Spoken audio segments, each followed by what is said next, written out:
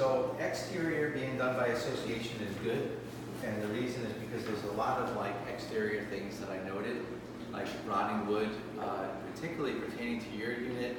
The part that I'm worried about and this needs repair is the master bedroom balcony.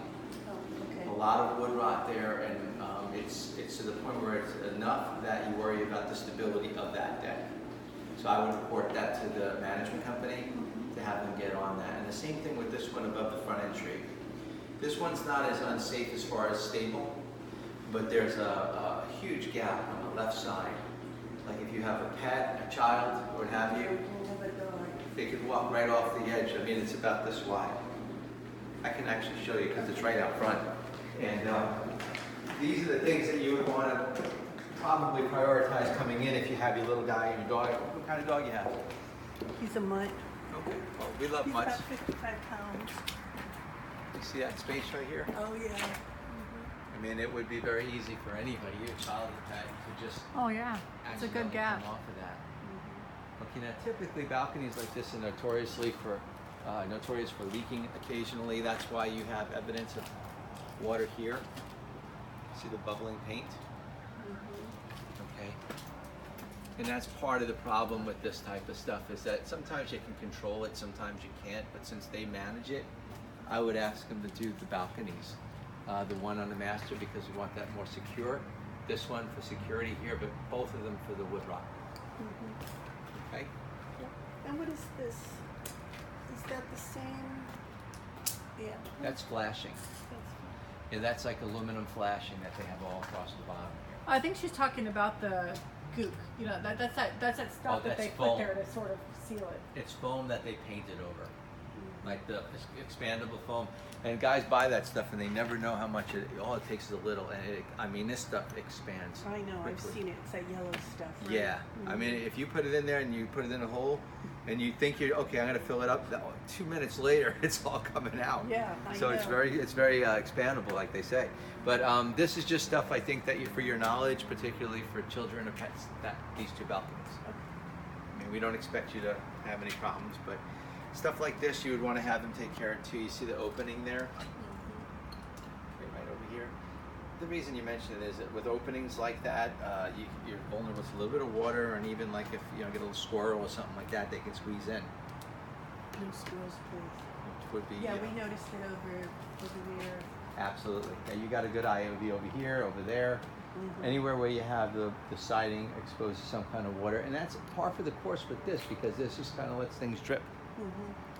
Okay, so I'm going to list as much as I was able to capture, so you can present it to your association and show them. Okay.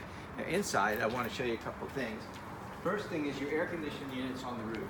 Yeah, that's what we thought. Renee and I were looking for it the other day and couldn't find it, and we figured it must be on the roof. And you figured right, and with Renee's help, I was able to actually go up there and safely come down. Oh, good. Yeah. She always gives me a heart attack. It's a sharp pitch, and we couldn't get to the height of the roof with a ladder, so I had to pitch it on your outside balcony, and it's only a small angle you have. So, but I got it there and I took a look at it. I have to look up the date. It's a Coleman. It's a package system, meaning it's what you see in manufactured homes. Normally, or homes where they don't have the space to house an air handler, so they put the whole thing in a package, and this is on the roof. The unit is cooling fine. I'll have to look up the age of it because it's a unique serial number, so I want to go look at it before I comment on it. I'm not really sure, but I do know it's using R22, that refrigerant that they're phasing out, which is expensive, so just keep that in mind. When you have an air conditioning guy come, if it's not cooling right, you may have to recharge it, and that recharge costs a little more than we're used to nowadays. The unit's not heating.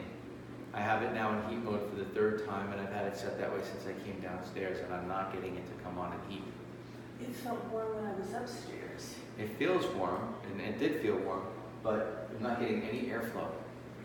When you turn that air conditioner on, you get good airflow. I mean, you can feel it. You stand up here, you feel it. Right now, it's on heat, and it's set that way, and we have it set to 78, but nothing's on. I have a feeling it might be the way they wired the thermostat. I'm not sure, but you'll have to have them check it out. because it's, when you shut it and you switch over to cool, you hear the click of the thermostat, so you expectation it works, but you click over to cool, and you drop that down, and it comes on. There's a short delay, because, let's go upstairs while we wait for that. I want you to see a couple of places that we should pay attention to.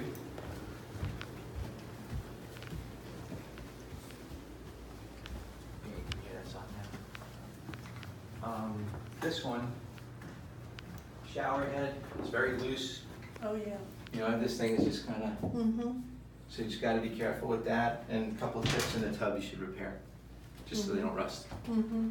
Here, I had a little bit of what felt like moisture, but you know, sometimes when you quantify these things and you take samples, you don't know what you're looking at until you take the reading here. So like you go over here and you take a sample, I'm at 167. But after flushing the toilet a number of times, it's very common. I've been running into wax ring things lately a lot.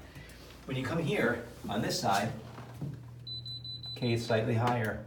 You get a little closer, and it makes me wonder if you're starting to leak here. Okay, so I would just use this. Maybe have a plumber look at this and look at that at the same time. Mm-hmm. And move the toilet. You're gonna move it? Just turn it. Jeez. You're gonna, Don't you think? oh, I don't think, yeah, I didn't know. First time I've heard someone say it, so it was a surprise to me. This here, we get readings on the wall as a sample at about 150. Mm-hmm. And we come down here about 136, so we know we're relative in the 130 to 150 range. But if you get down and you look straight that way, where this water supply is, you come down here, and I'm getting a much higher reading here, right along the bottom. And you'll see as I go away from there, it'll start to dissipate. Mm-hmm. Okay, so something here is getting over there. I'm not sure what it is. Possibilities are, it could be from the outside. It could be plumbing right here at the supply. The toilet's not leaking here. It could also be a wax ring, but the toilet, the moisture levels are not the same on the floor. And it could be from the shower. So those are the air venues. So when you have someone looking at that bathroom, just have them look over here and see what they think. Mm-hmm. All right, I think that as long as you pay attention, you see where the stain was in the ceiling downstairs, and it makes you wonder, it's been vacant for a while. I can't possibly duplicate the amount of water someone might use in a week. Mm-hmm. Right. So I would watch that area down there and pay attention to that and see if, you know, get another opinion, see what they think. Mm-hmm. Okay? Yep. But that's all I got up here.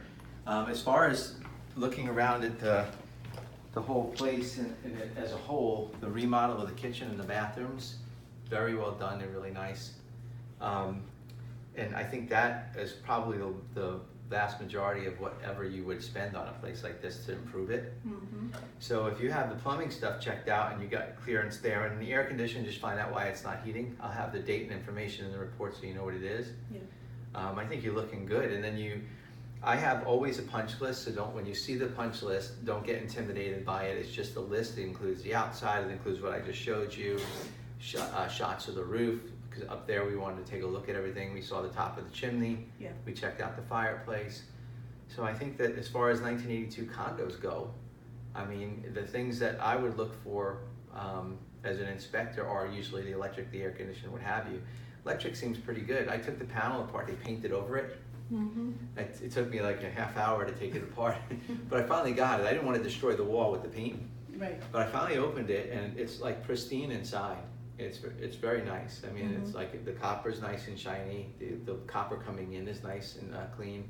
There's no signs of overheating. I even infrared scanned it to check the temperatures. Mm-hmm. Now your outside panel, which is more the association, I would think, than you, that panel needs a little bit of help. And I'll have that stuff listed and you can probably present it to them. I'm not sure who does what with that part. Okay. What about the water heater? It looked like it was gonna go. Yeah, that was the grand finale. it is about to go. It's got a damaged pan, it's got rust. It is working, but if that thing starts to leak on you, given what we see now, you could be looking at damage because there's nowhere for the water. I mean, the water's gonna come out of that pan. Right. So I think you ought to replace that proactively, just a suggestion. Like before you move in almost. Mm-hmm. Yeah, just because. I mean, Yeah. we just had one, another condo that was actually leaking. Same type of staining, same type of evidence of the discoloration from what looks like it could have leaked before. Mm-hmm. So, It makes me wonder if that toilet being like that there was something that they were trying to remedy over there. You know, if the toilet shifted like that, makes me wonder if, I can't imagine it was always like that. there's the 80s, I don't know. You know, I have to tell you, I mean, I'm not sure myself, but there are 80s houses that we do that blow my mind sometimes. I go into a master bathroom. Some of the 80s weird house. looking. There was a sliding glass door on the back side of a shower, so you go That's into what I the was gonna shower. say. Okay, so just in case you want to invite the neighbors while you're taking a shower. I mean, It's the strangest thing, and they have a petition wood wall, little enclosure outside of that shower with sliding glass doors, and it's just the strangest thing I've ever seen in my life, but they did it. So this wouldn't surprise me if it was something that was here, but then, you know, it has to have been a toilet here the way they have it situated. Right. You know what I mean? And my best guess is that, given where the toilet holder is, it had to be sitting over there. Right. It may not have been sitting that way, like you say, but it had to be over there. Right. It was just pushed back, I think, but It might have been. it makes me think that, you know, and the seal around it looks kind of nice and clean, so it's like maybe something that was addressed because of maybe something that you had mentioned when you were talking about something going on in there. Maybe, it's possible. Your biggest concern would be a shower pan. That would be obviously the biggest concern. And hopefully that's nothing to do with that. And then the smallest thing would be a wax ring. Mm-hmm. I don't think it's a leak in the wall. I mean, if you had a leak in the supply in the wall, you would have to see something downstairs. It's under pressure. Mm-hmm. I don't really have much else. I mean, like I said, I'll have a list for you, but Okay. The things that you check, do you happen to cover like mold or anything like that? if I suspect it, I tell you about it. The only places where I would be concerned, because there's no humid odor in the house, Mm-hmm. and there's no obvious visual evidence of leaking where you would say a long-term leak that would cause mold to develop. Right. The concern I would have would be probably any place where there's active leaking now that are conducive to mold, like this area here. Okay. Stuff they could have painted over, I mean, that's always a possibility, but typically in houses like what you're describing, as soon as you walk in, you get hit with a wall of that Stink. humidity odor. Yeah. And I don't have that here, Mm-hmm. you know? Yeah. I've been chewing gum the whole time. I know this sounds ridiculous, but I've been doing this job since 2004.